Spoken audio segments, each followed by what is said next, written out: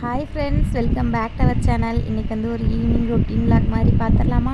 Evening போல் வண்டி எடுத்துகிட்டு எங்கே போகிறேன்னு பார்த்தீங்கன்னா, ஹர்ஸை வந்து கூப்பிட்றதுக்காக இன்றைக்கி நான் தான் போயிருந்தேன். தம்பி வரும்போதே பார்த்தீங்கன்னா வேனில் தூக்கத்தில் தான் வந்தார். அதுக்கப்புறம் தம்பியை முழிக்க வச்சு பார்த்தீங்கன்னா ஒரு வழியாக வீட்டுக்கு கூட்டிகிட்டு வந்துட்டேன். வீட்டுக்கு கூட்டிகிட்டு வந்தோடனே பார்த்தீங்கன்னா தம்பிக்கு வந்து ட்ரெஸ் சேஞ்ச் பண்ணி விட்டுருவேன். அவங்களுக்கு வந்து இன்னும் தூக்கம் கலையவே இல்லை. கொட்டாய் விட்டுட்டு தூக்கம் வருதுன்னு சொல்லிகிட்டே இருந்தாங்க. அதுக்கப்புறம் பார்த்தீங்கன்னா சரி நம்ம சாப்பிட்டுட்டு தூங்கலாம்ப்பா அப்படின்னு சொல்லிட்டு தம்பிக்கு வந்து ஒரு வழியாக பார்த்தீங்கன்னா ட்ரெஸ் சேஞ்ச் பண்ணி விட்டுட்டேன். அவங்க போய் வெளியில் அவங்க அப்பா கூட விளாண்டுட்டு இருந்தாங்க.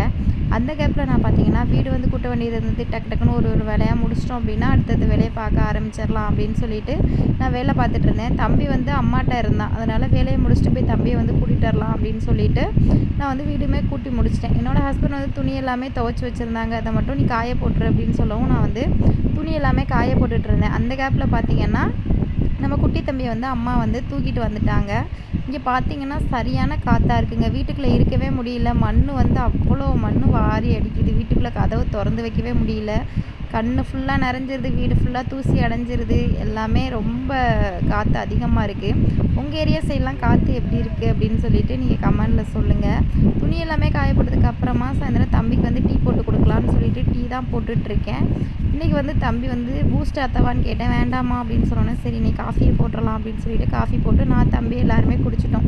குட்டி தம்பி பார்த்திங்கன்னா தூக்கத்துக்கு அழுதுட்டு இருந்தார். தம்பிக்கு வந்து பிஸ்கட் ஊட்டி தம்பியுமே வந்து தூங்க வச்சுட்டேன். அதுக்கப்புறம் நைட் ஆயிடுச்சு. பார்த்திங்கன்னா எங்களோட வீட்டில் உள்ள இந்த பூனைக்குட்டியோட கொஞ்சம் நேரம் உட்காந்து விளாண்டுட்டு இருந்தேன். ரொம்பவே ஹாப்பியாக இருந்தது.